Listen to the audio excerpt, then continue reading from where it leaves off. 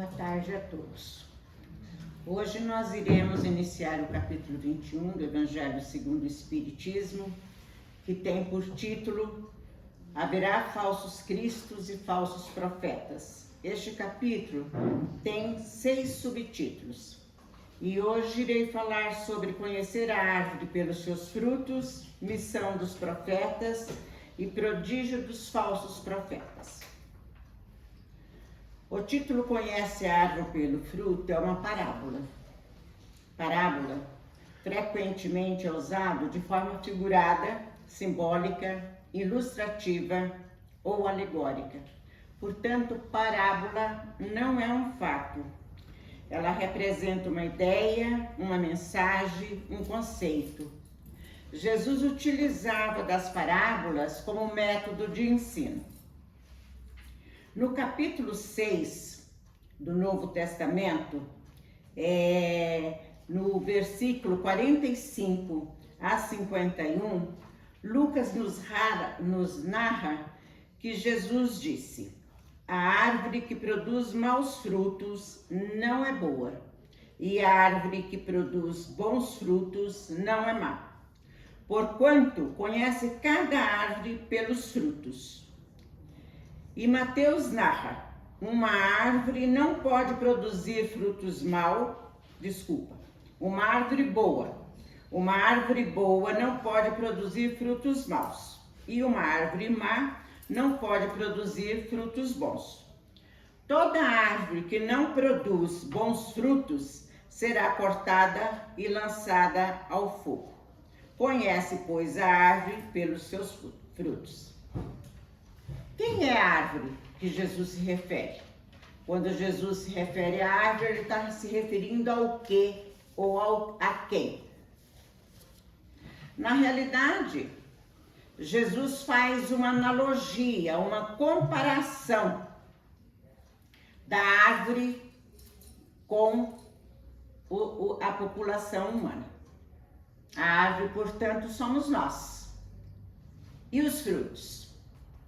Quem seriam os frutos? Os frutos, será que são nossos filhos? Os títulos que conquistamos? O número de bens que possuímos? Quantos carros, quantas casas que temos? Se somos bem-sucedidos na nossa vida? Será que são a esses frutos que Jesus está se referindo? Não. Com certeza não. Jesus está se referindo às nossas virtudes. E quais serão essas virtudes? No capítulo 17 deste mesmo livro do Evangelho segundo o Espiritismo, está descrita todas as características do homem de bem, que é exatamente o homem que já conquistou todas as virtudes a que Jesus se refere. Mas nós podemos resumi-la assim: o verdadeiro homem de bem, o verdadeiro cristão e o verdadeiro espírita são aqueles que cumprem a lei de justiça, de amor e de caridade na sua maior pureza. E quais são essas leis? Essas leis são as leis que Deus nos deixou, que são os 10 mandamentos. Mas Jesus resumiu os 10 mandamentos em apenas 2 mandamentos. Jesus resumiu em amar a Deus sobre todas as coisas e ao próximo como a si mesmo. Na realidade, nós nos encontramos num planeta que passa agora por uma transição de planeta de prova e expiação para um planeta de regeneração. Na condição do planeta que nós vivemos, na escala espírita que nós nos encontramos, não somos espíritos ainda perfeitos. Estamos muito longe disso. Portanto, não temos ainda condição de cumprir com todas as leis, porque não temos evolução suficiente para isso. Mas isso não é desculpa para nós cometermos erros todos os dias, usando a nossa inferioridade como desculpa. Porque nós já temos conhecimento suficiente que o nosso próximo é tão filho de Deus quanto nós e, portanto, nosso irmão. E se Jesus nos disse que era para fazer ao nosso próximo tudo o que nós fazemos, gostaríamos que nos fizesse, então é muito simples a gente analisar. Eu gosto de passar fome? E por que eu deixo meu irmão passar fome? Eu gosto de passar frio? E por que eu deixo meu irmão passar frio? Eu gosto de viver ao relento? Mas por que eu deixo meu irmão viver ao relento? Então, Jesus disse que conhece a árvore pelos seus frutos. Ninguém colhe uvas de espinheiros e nem colhe figos de espinheiro. Portanto, se nós plantarmos abacaxi, nós jamais colheremos maçã. Então, é hora de repensar no que estamos plantando. Porque nós plantamos hoje para colher amanhã. Então, precisamos repensar, principalmente neste momento em que estamos em transição. Será que eu estou fazendo o suficiente?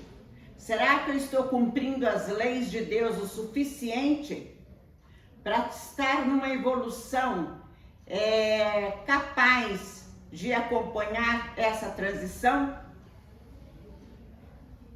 e não renascer num mundo de prova e expiação novamente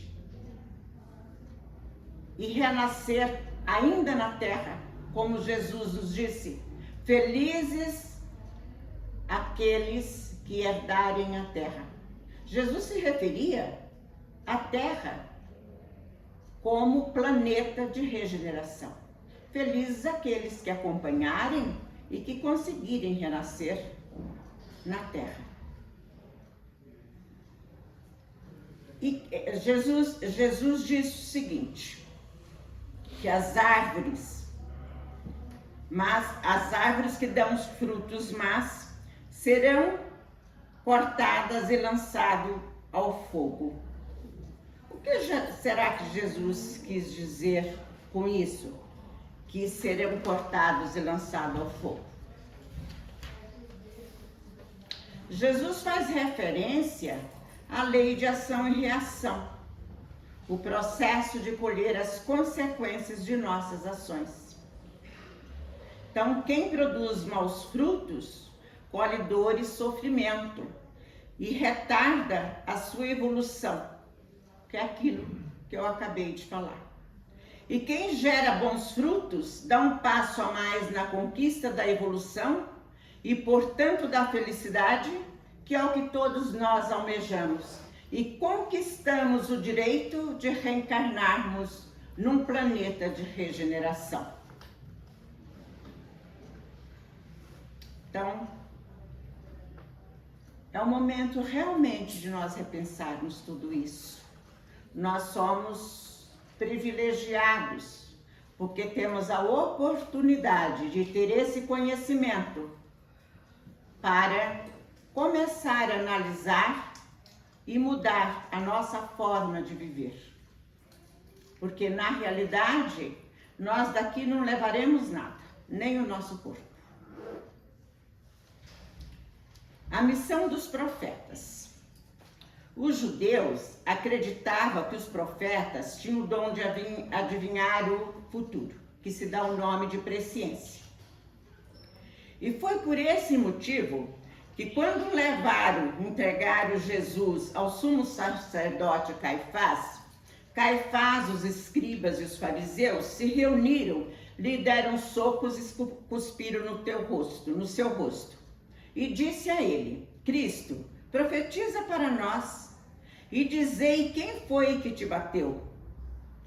Eles esperavam que Jesus fizesse profecias, que Jesus adivinhasse, fizesse previsão do futuro, pois era isso que eles acreditavam.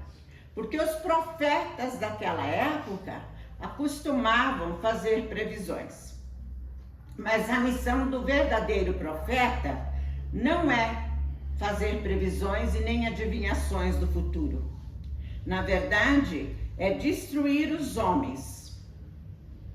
Esses são os verdadeiros profetas. Pois pode ter profetas que fazem predições e ter profetas que não fazem predições. Mas ficou considerado que todos os profetas são adivinhos, enquanto que na realidade os antigos profetas, eles tinham conhecimento da vinda de Cristo, porque segundo Emmanuel, no livro A Caminho da Luz, ele diz que Jesus fez um censo em Capela com todos aqueles que seriam de lá expulsos e disse a eles que os receberia aqui na terra e que viria pessoalmente. Então esses profetas, eles tinham esse conhecimento intuitivo. E o que é um profeta? O profeta, na verdade, nada mais é do que o médium.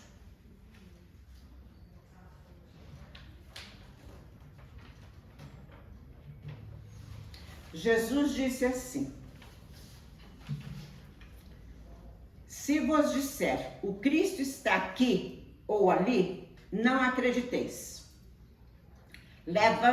Levantar-se-á falsos profetas e falsos Cristo, que farão milagres e coisas de espantar, a ponto de seduzirem os próprios escolhidos. Os escolhidos se referem exatamente aos médiuns e às pessoas que vieram em missão.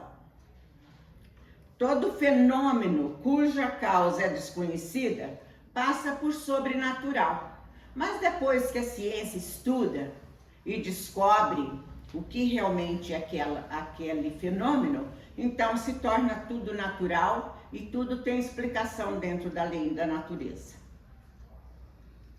Disse João: meus bem-amados, não creiais em qualquer espírito, experimentai primeiro se os espíritos vêm de Deus, porquanto muitos falsos profetas se têm levantado no mundo.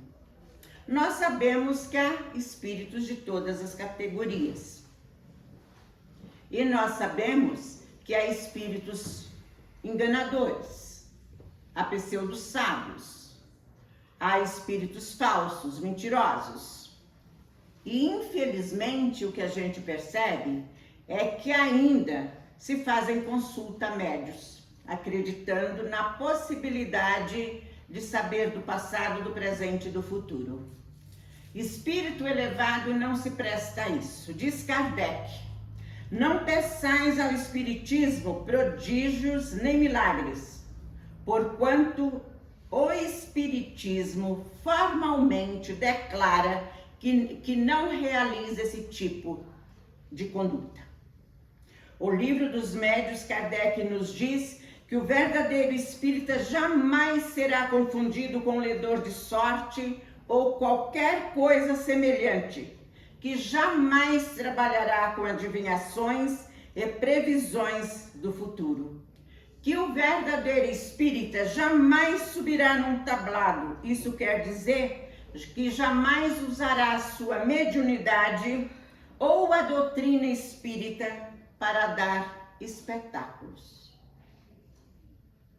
Então é muito comum mesmo no meio espírita consultar espíritos. O espiritismo não veio para isso. A doutrina espírita vocês podem estudar de fio a pavio, que a doutrina espírita não nos orienta a trabalhar com esse tipo de conduta. Com esses ensinamentos, Jesus nos convida a refletir sobre as nossas escolhas e comportamento, buscando cultivar atitudes positivas e virtuosas, a fim de crescer espiritualmente e colher frutos benéficos para nós e para o mundo ao nosso redor. Então vamos refletir a respeito de tudo isso. Muito obrigado a todos. Tenha todos uma semana de muita paz.